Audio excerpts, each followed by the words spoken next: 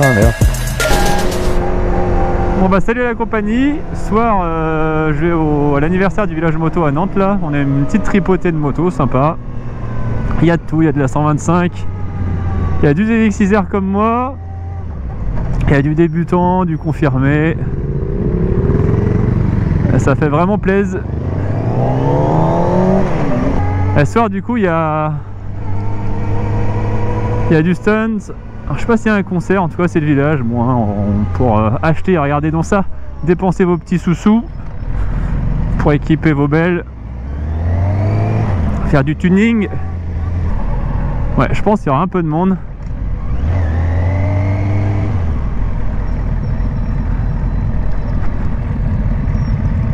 Oula, il y a du rebelle. Ça va? À fond?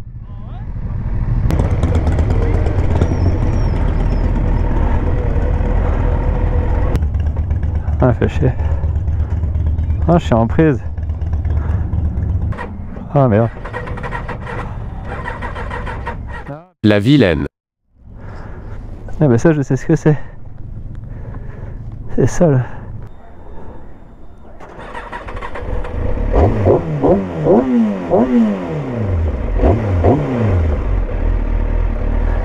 Ah, elle fait chier. Ah, je vais redémarrer ce soir. La vilaine.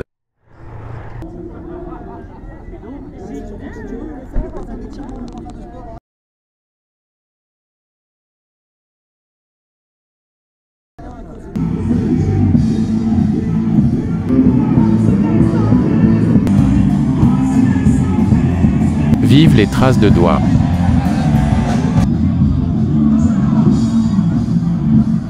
Non, je bouge pas, elle est belle la tête. Ah ouais. C'est laquelle c'est là? Ouais, c'est la verte. Tu sens pas là? Hein? Ça sent dur. Non, non, je bouge pas, t'inquiète. Ah d'accord.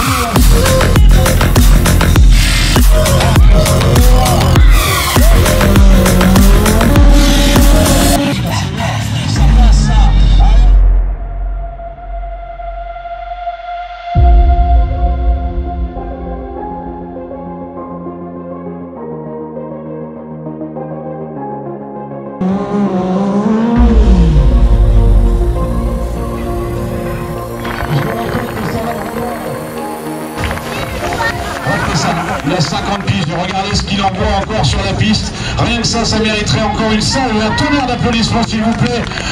Pour s'il vous plaît. Ouais, ça le fait encore, hein. Bah oui, surtout que je suis pas au mieux de ma forme et je suis pas à mon maximum, donc ça laisse espérer la nouvelle moto, la MT-07, la reprise de l'entraînement, parce que pendant 2 ans avec le Covid, j'ai pas fait grand chose. Je me suis concentré sur mon école de pilotage. Et puis ceux qui font l'enduro, si ça vous dit de découvrir la Suisse normande, dans le Calvados, c'est hyper vallonné, c'est hyper joli, c'est une belle région. Ben, je peux faire votre guide ou votre maître de stage pour vous apprendre le franchissement ou les rudiments de l'enduro extrême, mais même pour débutants. On sait très bien qu'il y a moins d'ambiance qu'avant parce qu'il y a le phénomène du portable, il y a le phénomène des vidéos, des choses extraordinaires qu'on voit sur les réseaux. mais on se rend bien compte qu'après coup, les gens viennent et vous êtes contents du spectacle et la preuve, c'est que vous êtes là et moins nombreux que tout à l'heure, mais c'est les meilleurs d'entre vous qui sont restés. Merci à vous. Et puis les motards qui vont partir, faites gaffe à vous. Repartez pour montrer une belle image de la moto. Une petite rupture, un peu de bruit, pas de problème, mais faites gaffe sur la route. Surtout qu'aujourd'hui, une roue arrière sur la route, hein, c'est plus une simple roue arrière, hein, c'est rodéo sur voie publique, ça coûte cher. Faites attention à vous. Et surtout, à votre santé. Si tu veux, depuis 2014, donc Yamaha m'ont dit, nous on a la MT-09 qui vient de sortir en 2014, on aimerait que tu la mettes en avant et tout. Après ils ont sorti la MT-10, les gars ça serait bien. Très bien, puisque j'ai une partie de mon show qui est agressive. Alors même là, si tu veux, celle-là, elle n'a rien à foutre ici. Ça te sert à faire du drift plus celle-là du coup? Oui, en fait, elle me avec sert, le bras allongé. Alors elle me sert, normalement, moi je roulais pas en bras allongé, je roulais avec les motos d'origine. Ouais. Bras normal. Et j'ai toujours eu une moto rapide, ce qui me permettait à Pécancourt ou sur les... À l'époque, il y avait un temps, on avait rarement des pistes comme ça, les pistes les plus courtes, ça faisait 200 mètres. Et quand il y avait 200 mètres, on gueulait. Allez, c'est court. On avait des... Mais dans la campagne, hein, tu trouvais des shows, c'était 400 mètres dans une droite. Et de plus en plus, les jeunes se sont mis à faire du circle. Et puis se pointer en spectacle, ils faisaient que du circle. Donc les gens, les organisateurs se sont mis à réduire les pistes. Et puis du coup, moins de barrières. Surtout quand le double barriérage est arrivé. Et quand tu commences à mettre le double barriérage sur 200 mètres ou 300 mètres de long, il en faut de la barrière. C'est énorme. Donc bien souvent, c'est ce qu'on a 80, 100 mètres. Elles sont encore là, c'est chaud. Donc, du coup, si tu veux une moto comme ça, elle n'a plus trop d'intérêt. T'as vu, je fais j'arrive au bout. Mais normalement, celle-là, tu me vois, si y en a d'entre vous qui m'ont vu à l'ouverture des 24 heures du Mans, je suis en transmission d'origine. À l'époque, j'étais même en bras oscillant d'origine sur ma CBR. Mais je disparaissais dans le Dunlop. Je fais plutôt dans le Dunlop. Du coup, t'es plus souple pour tout tenir en fait derrière, non? Oui. Celle-là, du coup, c'est trop brutal à chaque fois. Je déclenchais mon drift, j'étais en 3. En 3, j'étais à 120, tu vois, et là, grand coup d'embrayage, et je mettais la 4 et la 5, et je sortais du Dunlop complètement en travers, et je renvoyais en travers, je renvoyais en travers, je renvoyais en travers, et je passe au niveau de la ligne de départ, à l'envers. Le lot a animé des fois. Ouais, tu gardes la vitesse et l'amplitude. Si moi je gagne la vitesse, c'est que je prends de la vitesse. Oui, à chaque fois. Ouais. Je finis en 6, et mon record là-bas, c'est 208 km/h chrono, 208 km/h, comme ça. En fait, si tu veux, moi je sais qu'aujourd'hui, je suis capable de prendre 400 km/h en drift. Plus rien ne m'empêche de prendre la vitesse. Oui, c'est l'espace. Alors, l'espace et le ratio, donc la puissance de la moto, alors pas forcément la puissance, forcément ça y contribue, mais c'est le ratio entre la vitesse de rotation de la roue et la vitesse linéaire de la moto de déplacement. Plus tu vas vite, plus il faut que ce ratio soit important. C'est-à-dire que si je suis à 20-30 km/h, si la roue elle tourne à 60, impeccable. La roue elle est à 60. Et plus ça va, plus tu es obligé de la faire tourner vite. Et si jamais je suis à 200 km/h, il faut que la roue quasiment elle tourne à 280 ou 300 km/h. Il faut qu'elle patine de plus en plus quoi. Et c'est pour ça que bien souvent, par exemple au Mans, avec ma 1000 CBR, j'étais ouvert en grand, rupture de 6, quand j'ai fait les 208 km/h, au compteur ça affichait 299. Mais la roue elle fait tourner à 3 listes derrière. Tu vois? Et les moteurs, elles sont... Non, t'as rien de plus non. Sur le MT-10. Ah, si, c'est là, si, parce que justement, comme pour aller vite, il faut des chevaux. Elle est forgée? Non, même pas. Non. Derrière, il y a une grosse cartographie de fait. Et là, on est à 163 chevaux,7 à l'arrière. Ah ouais. Ce qui veut dire que normalement, elles sont déjà pour 160 chevaux. Au vibroquin. Ouais, vibroquin. Et là, ça correspond quasiment à 190. Et c'est qui te les prépare? La carto? Là, la carto, c'est à 100% moto à Niort. D'accord.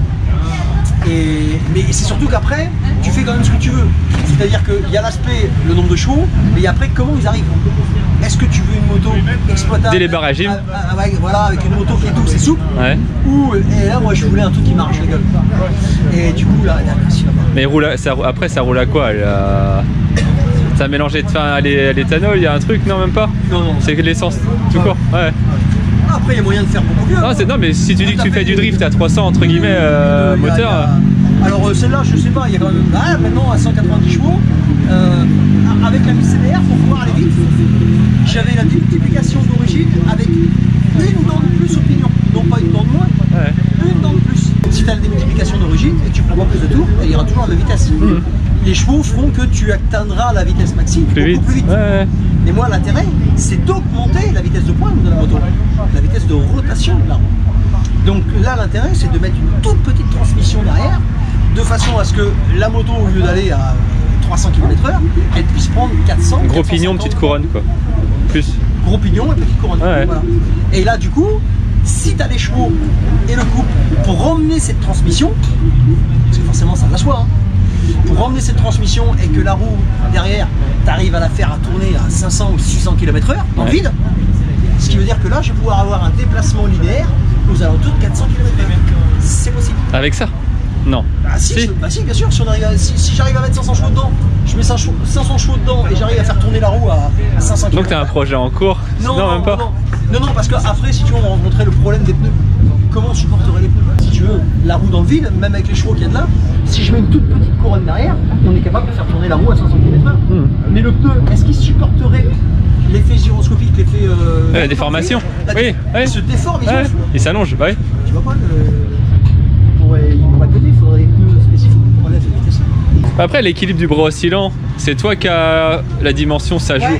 Tu l'as équilibré entre, je veux dire, départ, pour avoir du crampon au départ, qu'elle lève pas trop. T'en as qui mettent 17 par exemple. C'est trop long. 10 ça suffit en fait. Mais du coup la moto elle reste sur place, c'est-à-dire que t'accélères, tu passes le rapport et... Oui, elle va pas t'asseoir, elle va pas te griller, ça. Elle reste sur place et en plus ils peuvent même pas la lever.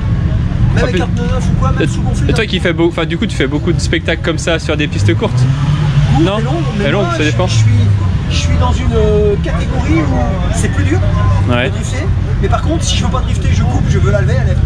Ouais, c'est un bon compromis entre les deux quoi. Voilà. Si je veux la lever, elle lève, si je veux pas la lever, elle lève pas. Après, je bouffe un peu plus de pneus. L'intérêt, moi, ce que je fais là, j'arrive à le faire avec une moto d'origine, une grossière d'origine. Chose qu'arrive pas à faire les autres. Et ou difficilement, il y en a un ou deux, il y a Matt V4X qui s'est fait une moto, elle est d'origine, elle est surrabaissée, elle est vraiment typée encore plus drift. Et lui c'est quoi comme moto déjà? C'est un Triumph? C'est un Speed? Non, c'est un 675 c'est tout. Mais lui, même avec le brossier en origine, il peut pas la lever, tu vois, tellement elle patine. La motricité en fait c'est hyper important quoi. Voilà, mais parce qu'elle est tellement réglée et l'angle et tout ça, et elle est faite vraiment que pour ça. Il fait pas de freinage sur la roue avant, il fait pas... Moi elle reste polyvalente, je peux même rouler sur la route avec. Ah merci en tout cas, c'est cool. Rien.